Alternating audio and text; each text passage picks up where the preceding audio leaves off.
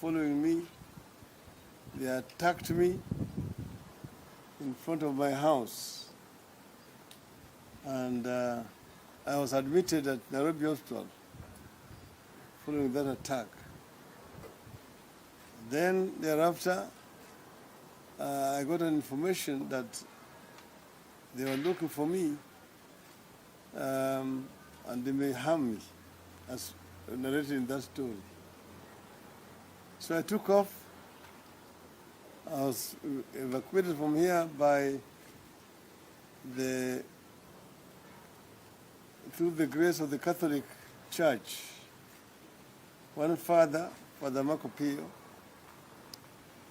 and a Catholic nun, Sister Diane, from the United States. They took me on that journey. Early in the morning, the father was wearing a collar, and the sister was wearing white, and myself was being carried also with a collar, and my name was Father Augustine from Machakos. That's how the name had been given. We passed through all these roadblocks from Nairobi all the way to Kisumu, where we arrived, and I was taken to the Catholic mission up on the hill. Again, introduced there as Father Augustine. After a meal in the evening, I was transferred to another mission called Rangala Mission in Uganda. From there, I was taken home and kept in a house where nobody knew I was present. Then I was taken from there late in the afternoon to the beach, one of the deserted beaches of Bondo, called Sirongo Beach. From Sirongo, I boarded a makeshift boat. She was being paddled to an island called Dede Island. It's on Dede Island where I met Robert and the team. The guy who had organized this mission was called Hezron Orori. He's late now. And there were some Ugandans who were available, who had come by. These were businessmen. They were bringing timber and so on to Kenya, and then going back with the manufactured products. They would take clothes, they would take sugar, they would take mattresses and so on. So these are the people who now gave us a ride. And we were in that boat with my friend. I've never met him since that time up to today. And we traveled on that DG. It was night, so they were navigating using the moon and the stars. And we were traveling parallel to the shores until we passed what they call the Margate Island. And we sailed until we saw a boat which was moored in the lake. And we were told that was a Ugandan boat. So we're now in Ugandan waters. Because if you had been arrested on the side of Kenya, you'd be taken back. So after that, it started raining very heavily. And it was just an open boat. It was raining on us, and there was a sick woman we were carrying in the boat. So I took out my jacket I was wearing, and I went and covered this sick lady. And we went like that until these guys, in that darkness, they managed to steer the boat right to the beach. It was about 20-mile long island, but they knew exactly where to dock. And we came out with the boat. We went up almost like a cliff to the village, and then settled in the village for a night. We were well received, and we spent the rest of the, we arrived there around 3 a.m. in the morning. And we spent the rest of the night there. In the morning, we walked around the island. These guys set out to go and get me Ugandan papers. So they eventually got me Ugandan papers. And from here, in the late afternoon, we set sail again. This time my name was changed to Joseph Ojiwa Wadea. That's how we now travel from this island. And as we were moving again in the lake, it started raining again.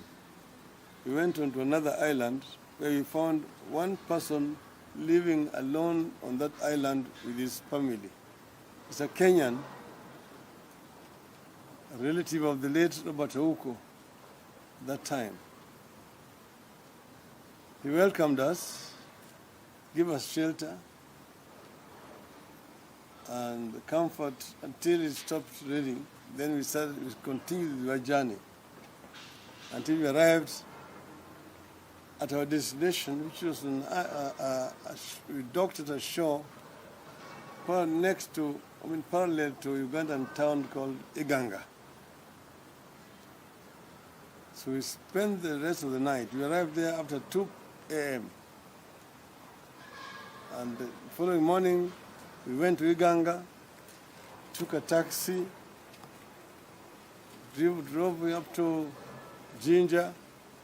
We changed into another taxi, and at the entrance to Owen Falls Bridge, we found a roadblock, and they were expecting identification. And they saw my name, Joseph Ojiwa there, and I had also certificates of tax called Misolu. I had paid my taxes for the last 3 years. So they waived us to pass. That's how we entered into Kampala. And then I managed to track my friend in Kampala, Mr. Shem Luanga, who then received me.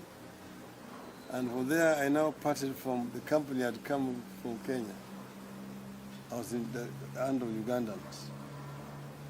I spent some time in Kampala.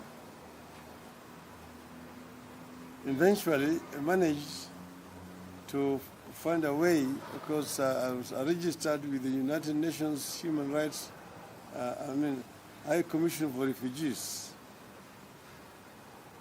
And until they managed to get me a country of adaptation. And through a good Samaritan friend, I managed to get an air ticket to travel. They were again looking for me in Uganda, and I had to be camouflaged again.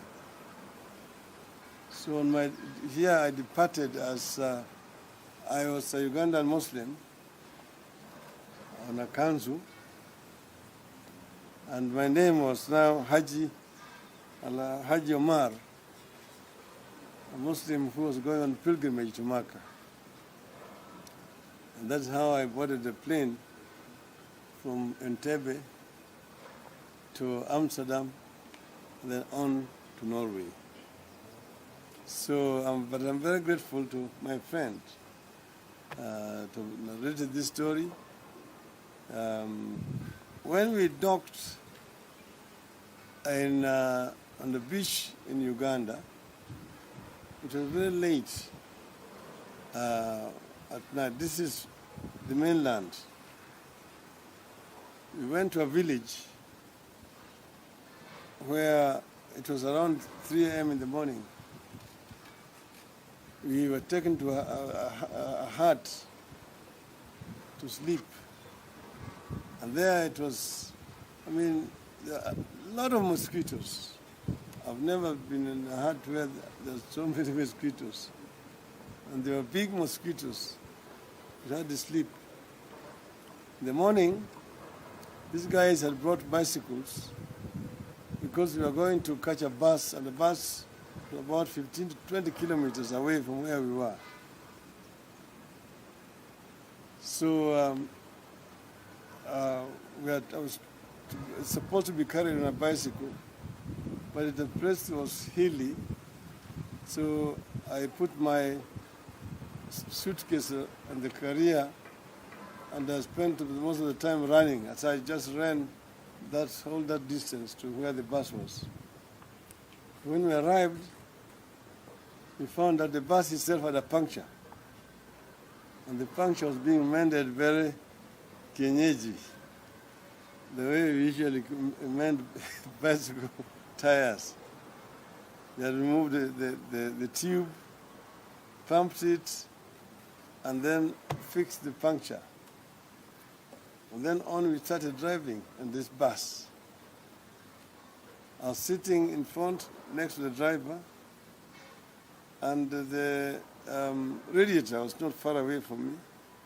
It was heating. Each time they would have to pour water to cool it. In those days, Uganda was busy reconstructing the roads. And it had rained, and it was fairly muddy. So we reached a place where there was a lot of mud. There was a diversion through the bush, and the bus diverted, but in the process we got stuck in the mud. So we had to come out to push this bus for nearly 1 hour. We managed to get out of the mud, and then to now travel to Uganda. We arrived in Uganda, and that's where we found the taxi, which took us to Jinja, and then on Jinja on to Kampala. So I'm just narrating this story to complete what my friend had already said to the media there. But this is just a story about so many other stories that can be told by the people who have participated in the struggle for change in this country. This journey has been long and has been fraught with a lot of difficulties. When I arrived in Norway, I was adopted there. Eventually, I was given an office by NORAD, and I opened up now Ford external office. Because by that time we had started Ford, and the leaders here could not speak internationally. So I'm the one who used to talk on behalf of the Ford movement outside there, explain our story as Kenya, the kind of struggle we are engaged in this country, the kind of international support that we required. So whenever they were doing some interviews, they would get the then U.S. ambassador to Kenya, Mr. Hemston here.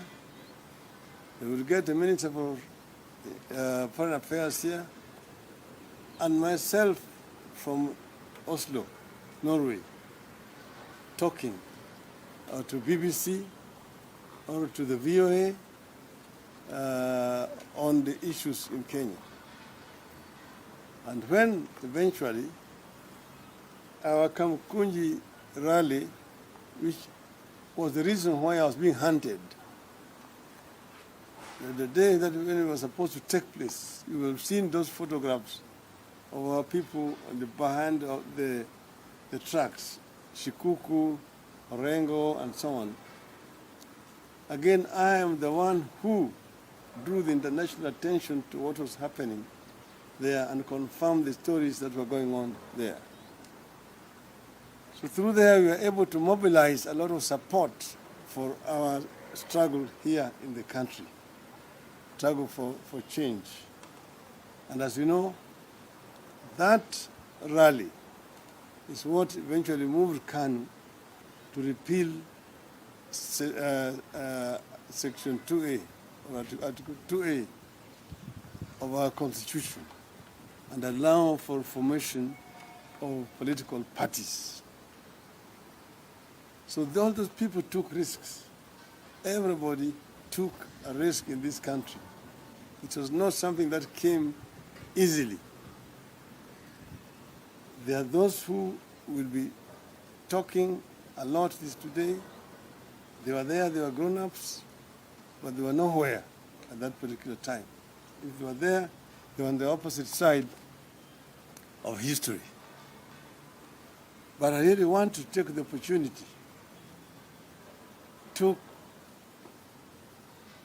hail and congratulate those Kenyan patriots who paid very heavy price so that Kenya could